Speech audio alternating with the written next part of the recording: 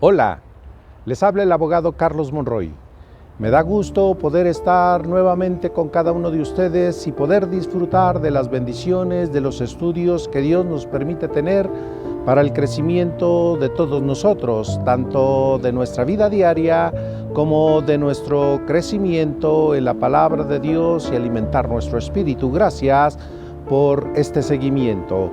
Quiero, antes de iniciar este estudio, que hagamos una oración, si le parece. Padre, gracias porque eres bueno, porque tus bendiciones están presentes en nuestras vidas todos los días. Este estudio lo ponemos en tus manos y nuestras vidas de igual manera, en el nombre de Jesús. Amén. Agradezco a todas las personas que me han suscrito y aquellas que se van a suscribir. Si usted no lo ha hecho, yo lo invito para que se suscriba. En la parte de abajo hay un botón que dice suscribirse, parecido al que está aquí apareciendo en la pantalla. Este botón que está aquí abajo tiene una campanita. Yo le invito para que usted se suscriba y también presione la campanita para que cada vez que yo suba un video, usted reciba la notificación por parte de la plataforma de que hay un estudio nuevo y usted puede ya disfrutar de él. Bien, no tengo otra manera de poder agradecerles a aquellos que se suscriben, pero la bendición de Dios siempre será lo mejor que yo pueda hacer. Yo le pido a Dios que extienda su mano a favor de aquellos que en este momento se están suscribiendo, que bendigan sus vidas, que bendiga sus familias, que bendiga sus trabajos, que bendiga todo lugar donde usted necesite o quiera que Dios bendiga su entorno. En el nombre de Jesús yo declaro bendición en sus vidas. Le agradezco. Suscríbase. Bien, es importante que nosotros demos continuidad a los estudios. Por lo tanto, el tema de hoy es una continuación del tema de la última vez que subí las oraciones de las que estamos hablando. En este caso me gustaría continuar bajo esa misma línea. Bien. En el estudio anterior expliqué de manera general el sentido de lo que son las oraciones imprecatorias. Son oraciones, y aquí me gustaría remarcar esta primera característica, son oraciones y cualquier otra cosa o evento que se parezca en donde no haya una oración pidiendo a Dios, no se puede considerar una imprecación. Esto es importante que lo tengamos presente a lo largo del estudio, ya que nos permitirá diferenciar la pequeña línea entre lo que es una imprecación y cualquier otra cosa que se le pudiese parecer. Para muchos, aún investigadores bíblicos, es motivo de confusión. Dicha oración imprecatoria debe tener una segunda característica, que sea dirigida a Dios con la finalidad de pedirle venganza. Aquí cabe mencionar que las imprecaciones está implícito el sentir de lo que es la venganza, orar a Dios y orar pidiendo venganza. Es algo muy raro, pero hay ejemplo de esto. Le podría decir de la siguiente manera: si una persona ora a Dios pidiendo le caiga una maldición a otra, esto es una imprecación. Otro ejemplo sería el orar a Dios pidiendo que el agresor o nuestro agresor pudiera perder la vida, sus bienes, su familia, etc. Es también una imprecación todo esto. En otras palabras, todo el que pida a Dios para que otro le vaya mal en la vida y de esta manera aliviar en nosotros el deseo insano de fobias, rencores o lo que se le parezca a esto, es una imprecación, ya que este tipo de oración estaría cargado de venganza. Si una persona ante una ofensa recibida pide a Dios que se haga justicia, reivindicación, etc., no estaremos frente a una imprecación, ya que no es lo mismo pedir justicia de Dios que pedir a Dios venganza por aquellos que han ofendido a otro. Surge un tercer elemento dentro de las oraciones imprecatorias: haber un ofendido y un ofensor. Pero aquí viene algo interesante que es parte de la confusión para algunos. Todo lo que la Escritura bíblica expresa, el creyente lo tiene por cierto. Usted, yo, todos aquellos le creemos a Dios cuando leemos su palabra. No hay duda de lo que Dios dice.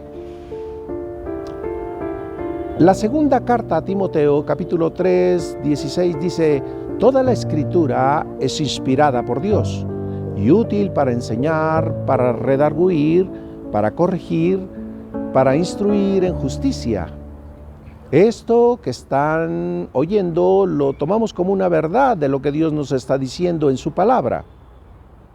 Cuando el creyente tiene por verdad lo dicho por Dios en las Escrituras bíblicas a pie juntillas, esto es, sin dudar de la veracidad dicha por Dios en su palabra, estaremos aceptando lo que llamamos un dogma. Repetiré lo dicho. Cuando los creyentes tomamos pasajes bíblicos como dogma, estaremos aceptando la verdad de Dios por fe. Pero, ¿qué es un dogma? Un dogma es un conjunto de ideas las cuales se tienen como verdades fundamentales que no tienen discusión y que no se puede negar dentro de un sistema de pensamiento. Un dogma se puede aplicar en diferentes ramas del conocimiento. Así entonces puede ser aplicable, por ejemplo, en la ciencia, la filosofía, el derecho, en los temas de carácter espiritual, etc. Algunos elementos que podemos expresar en cuanto a los dogmas es que estos son, número 1, indiscutibles. Se da, por cierto, sin tener la necesidad de una prueba o algún argumento que lo demuestre. Número 2, son inalterables. No se puede negar, modificar o argumentar lo contrario, ya que esto afectaría su naturaleza. Parte de una doctrina, ese sería el número 3, parte de una doctrina, ya sea sobre algo aislado en particular, o puede ser un conjunto o cadena o una concatenación de creencias que dan como resultado una doctrina. Por ejemplo, de esto puede aplicarse en el terreno de la ideología política. Podemos hablar de la doctrina del socialismo, o puede ser aplicado en las cuestiones de carácter económico, relacionándolo con el capitalismo. También podemos considerar en el derecho, se hace presente mediante los principios generales del derecho, por lo que podemos decir nosotros los abogados que dichos principios son dogmas jurídicos, ya que sirven de base para hacer efectiva las leyes, tanto secundarias como las constitucionales, aceptándolas sin discusión. Así puedo mencionar una máxima que habla de que la ignorancia de la ley no exime a los individuos de su cumplimiento. Dentro del contexto espiritual, me gusta decirlo espiritual y no religioso, ya que yo respeto las religiones, pero yo no hablo de religión. Dentro del contexto espiritual podemos decir que en el contenido bíblico está compuesto de dogmas, ya que son verdades que se aceptan por fe. Dicho a contrario sensu o en sentido contrario, no cabe la duda. Sin embargo, diré algo referente a las imprecaciones y los dogmas, ya que He recibido preguntas en mi correo en donde me piden que aclare algunas dudas, sobre todo cuando he mencionado que las imprecaciones son oraciones que Dios no contesta jamás, ya que van en contra de los principios de justicia divina y de la misma naturaleza de Dios. Y la duda viene cuando las imprecaciones están en las Escrituras, por lo que para muchos me piden aclarar si una imprecación es algo que debemos llevarlo a un nivel de dogma, asumiendo que por estar en las Escrituras es parte de lo que se habla como inspiración de Dios. Recuerde que, ahorita explicaremos eso, pero nada más como una introducción diré que hay cuestiones en donde toda la Escritura es inspirada por Dios, pero hay cosas que son expresadas por Dios a su pueblo, manifestadas por Dios a su pueblo, y hay otras cosas que son acontecimientos de la vida diaria de aquellos personajes de los que trata la Biblia. En ellos, muchas veces, esos personajes bíblicos manifiestan pensamientos subjetivos que no son parte de lo que Dios dice como verdades o dogmas. Son apreciaciones de manera subjetiva. Por ejemplo, el rey David podía pensar si su reino lo podría construir bajo ciertas características de una o de otra forma. Esta es una forma de pensar subjetiva del rey. Sería una forma en donde el rey está pensando qué hará sin que sea una inspiración de Dios. A eso me refiero. Hay cuestiones que son palabras de hombres y palabras de Dios. Primero, agradezco su interés en el tema. Pasaré a explicar el punto en donde tendremos más claridad. Todo lo que Dios dice es verdad absoluta. Ya sea dicho directamente por Dios o a través de personajes bíblicos en donde Dios trató con ellos de muchas maneras, por ejemplo, los siervos, los profetas. Entonces, primero lo que dice Dios de manera directa y segundo lo que dice Dios a través de sus siervos. Hablo de profetas, patriarcas, reyes de Israel cuando estaban siendo inspirados por Dios para decir algo. Esto es, los dedicados al servicio a Dios o autorizados por Él. Así tenemos que Dios habló muchas veces de manera directa con Moisés, Abraham, Isaías, Jeremías, etc. Mediante una voz podría haber sido audible o mediante sueños, profecías o de cualquier otra manera como Dios le placiera. Y sin duda que era Dios quien hablaba. Hablaba directamente por boca de Dios. Podría darse el caso también de que Dios, sin mediar persona alguna, expresara lo que Él quería transmitir. Un ejemplo de esto es la creación del universo y de la tierra. Lo podemos ver como una verdad dogmática. Fue creación de Dios y de nadie más. Dios lo declaró sin ningún intermediario o servidor. Génesis 1:1. En el principio creó Dios los cielos y la tierra. Esto es un dogma. Lo creemos por fe. Creemos que Dios hizo el cielo y la tierra. No estábamos ahí, pero le creemos a Dios a pie juntillas. Por lo tanto, para nosotros debe ser motivo de que es una verdad de Dios. Y la verdad de Dios es entonces un dogma. Ahora bien, dentro de lo que vemos en las Escrituras, es claro que se da una interrelación entre lo que dice Dios y lo que expresa o llega a opinar el ser humano, sin quitar de en medio que de todas las expresiones recibimos una enseñanza todos los que estamos atendiendo la Biblia. Esto es todo lo que está en la Escritura, nos servirá si así lo queremos para aprender algo. Algunas cosas serán dogmas porque son dichas por Dios, algunas serán acontecimientos del diario vivir de los hombres que aparecen dentro de la Biblia y eso lo tenemos como una enseñanza. Algunos cometieron errores, algunos tomaron decisiones equivocadas de sus conductas, etc. Por lo que respecta, a las expresiones de los seres humanos plasmadas a lo largo de las escrituras bíblicas, no en todas está implícito que es lo que Dios dice o aprueba del ser humano. Debemos entonces diferenciar entre lo que dice Dios y lo que dicen los seres humanos en la Biblia. Por ejemplo, no por estar plasmado en las escrituras hechos que refieren conductas incorrectas son parte de lo que aprobó Dios, ya que fueron expresiones o acciones de hombres. Es el caso de Judas Iscariote. Dice la Biblia que fue uno de los 12 discípulos de Jesús. Eso entonces es una verdad bíblica.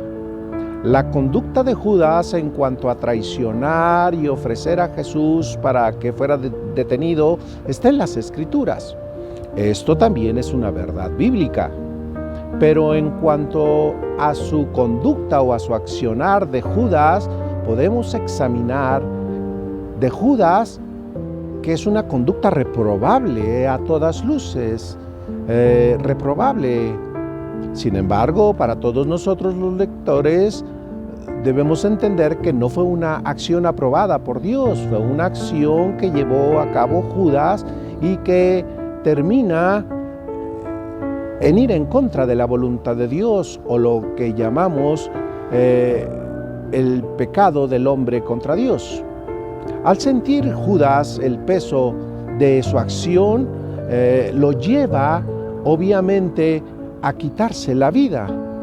Era tanta la presión, era tanta la carga que en eso terminó. Por lo tanto, nosotros los lectores nos enseñará que acciones como las de Judas pueden ser incorrectas y eso nos sirve de enseñanza a nosotros. Pero su accionar no fue mandatada por Dios. Las imprecaciones están mandatadas en la Biblia, pero sin embargo no es algo que Dios aprueba. Usted podrá decirme de dónde saco esta conclusión. Le voy a explicar. Anteriormente dije que las imprecaciones está implícita la venganza.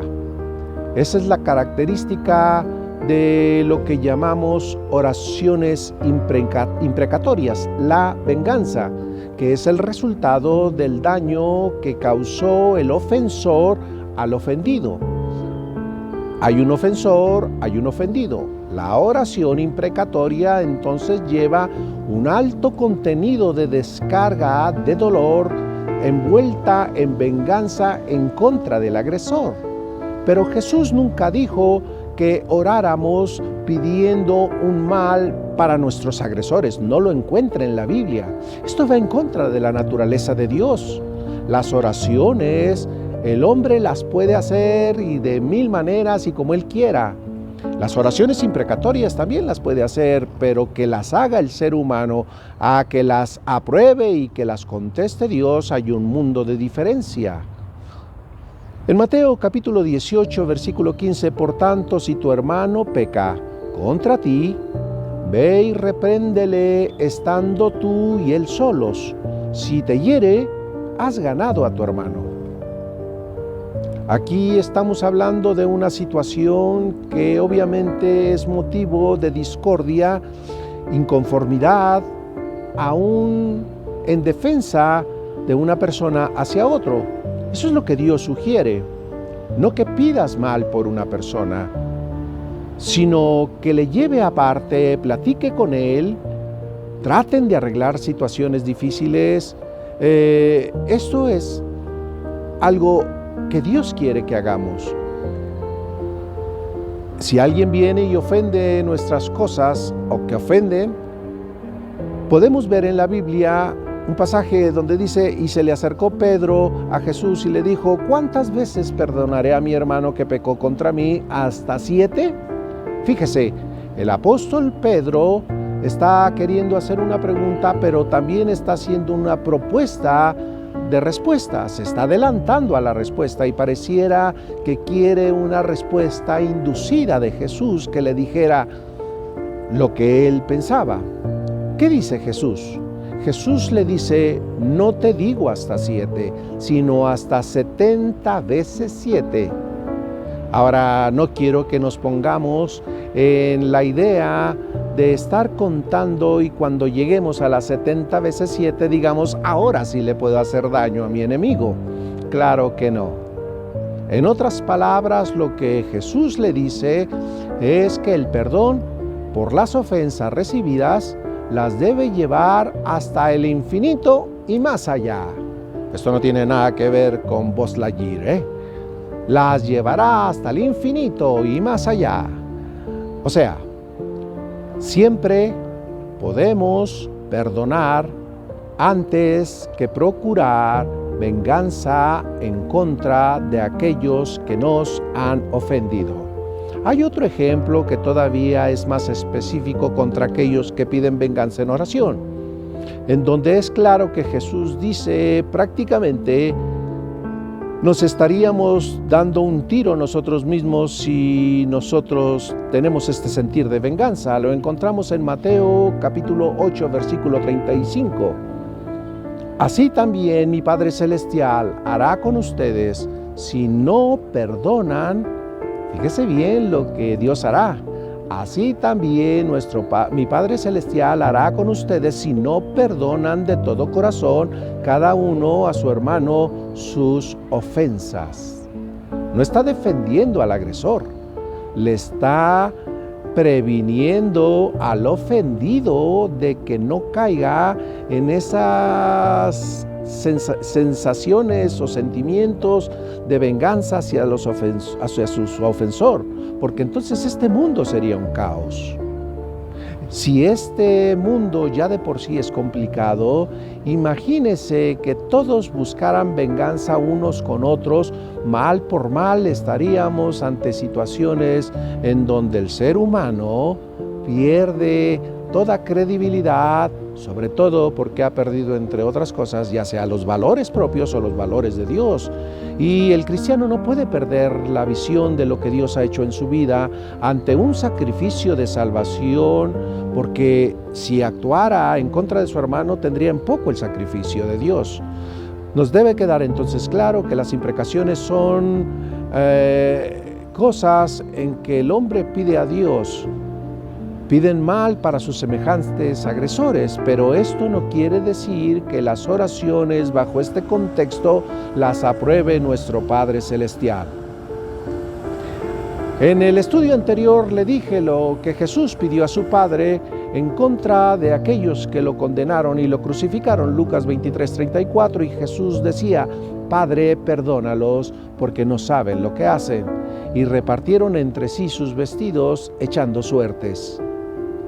Me gustaría incluir a otro personaje en la Biblia llamado Esteban, quien falleció a mano de sus agresores. Sin embargo, él expresó lo siguiente. Lo encontramos en Hechos 7, 57 al 60, y echándole fuera de la ciudad le apedrearon, y los testigos pusieron sus ropas a los pies de un joven que se llamaba Saulo. Versículo 59, y apedreaban a Esteban mientras él invocaba y decía, Señor Jesús, recibe mi espíritu. Versículo 60, y puesto de rodillas, clamó a gran voz, Señor, no les tomes en cuenta este pecado. Y habiendo dicho esto, durmió. Algunos estudiosos de la Biblia, sin dolo obviamente, eso espero, expresan que sí hay pasajes bíblicos en los que Dios descargó su ira en contra de los enemigos o agresores de los hijos de Dios, o sea, el pueblo de Dios, los israelitas. Aquí es el caso de Israel, pues, o de Judá también, Recuerde que Israel y Judá quedaron divididos en dos reinos en un tiempo determinado que menciona la Biblia. Aquí, cuando cayeron en manos de sus enemigos los israelitas y los judíos y el reino de Judá, vemos que sus agresores eran impecables, implacables contra ellos. El imperio persa dominó al mundo, incluido al pueblo de Dios. El caso de los asirios, seguramente en muchas ocasiones los israelitas han de haber pedido a Dios que hubiera una destrucción en contra de estos imperios y que cayera la ira de Dios, y si podían que cayera fuego en contra de ellos, ya que los agobiaban y los obligaban a adorar a otros dioses. Como fue el caso de Daniel, cuando le exigieron que adorara una estatua, y recuerde que Daniel oraba 3 veces al día, por lo que muchos pensarían que las oraciones imprecatorias fueron escuchadas. No digo que Daniel oró imprecatoriamente, pero respecto a las oraciones, pidiendo que cayera la ira de Dios sobre sus enemigos y liberando a su pueblo. Otra argumentación que es muy recurrida para mostrar que Dios sí descarga su ira, de los que piensan así, que Dios sí descarga su ira en contra de los enemigos de su pueblo en base a oraciones imprecatorias, óigame bien, en base a oraciones. Es cuando permite Dios, permite que se aplique la ley del talión, lo que se conoce ojo por ojo, diente por diente, que era parte de lo que estaba dentro de las leyes que regían al pueblo de Israel, demostrando con esto que Dios sí permite causar un daño al ofensor por parte del ofendido. Así podría seguir utilizando muchos ejemplos que mencionan los defensores de que las imprecaciones son válidas y son oídas por Dios. Pero dicen que son efectivas entonces estas oraciones imprecatorias. Sin embargo, le tengo noticias. No fueron las oraciones de los hijos de Dios las que movieron a Dios a descargar ira en contra de los enemigos del pueblo de Dios, y lo voy a probar con la siguiente argumentación. Un versículo clave que es pequeño, pero que le explica todo. Mucho antes que los israelitas pidieran a Dios mediante oraciones imprecatorias hacer efectiva una venganza a su favor por haber sido ofendido por sus enemigos, Dios había hecho una cosa que permitía hacer una diferencia a escuchar una oración imprecatoria. Él hizo una promesa que Él no podía cambiar, ya que tanto los pactos, promesas establecidos por Dios son inalienables. Esto es, no cambian, son inamovibles, no se mueven de un lado para otro, variando la forma de expresiones de Dios para establecer reglas diferentes a las originales. En otras palabras, una demostración de que Dios no cambia sus promesas y pactos con su pueblo. Para el caso concreto, diré que Dios había establecido un pacto, un juramento por Él mismo. Él decidió hacer un pacto. No fue a través de una oración. Fue una decisión de Dios. No es que el pueblo haya orado para que entonces hubiera venganza o justicia o condenara o maldijera o lo que fuera con motivo de una venganza. Recuerde que las imprecaciones es el resultado de orar a Dios por venganza. Pero, ¿qué cree? Dios, por decisión propia y no como resultado de oraciones imprecatorias, las cuales Dios no contesta, actuaría a favor de su pueblo con toda su grandeza que tiene Dios. Y lo encontramos en Génesis capítulo 12, versículo 3. Bendeciré a los que te bendijeren, y a los que te maldijeren, maldeciré. Y serán benditas en ti todas las familias de la tierra.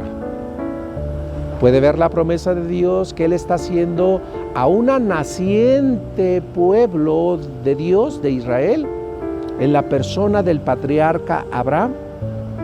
La maldición a los enemigos de los pueblos que vayan en contra de Dios no es el resultado de oraciones imprecatorias, sino por la promesa hecha por Dios sin necesidad de que se lo hubiesen pedido el pueblo de Israel o el naciente pueblo de Israel a través de Abraham. Por lo que aún pidiendo en oración imprecatoria, en muchos de los pasajes a lo largo de la Biblia, la destrucción de los enemigos no llegó como resultado o respuesta de un tipo de oraciones que tuviera el pueblo de Israel. No fue lo que movió a destruir a los enemigos de su pueblo. Él se adelantó prometiendo que los enemigos que causaran ofensas a los israelitas serían maldecidos y por lo tanto destruidos. Esto aplica para entender mejor el significado de Apocalipsis 22:13. Yo soy el Alfa y el Omega, el principio y el fin, el primero y el último. Esto aplica en todos los sentidos que se ha requerido el significado del Alfa y el Omega.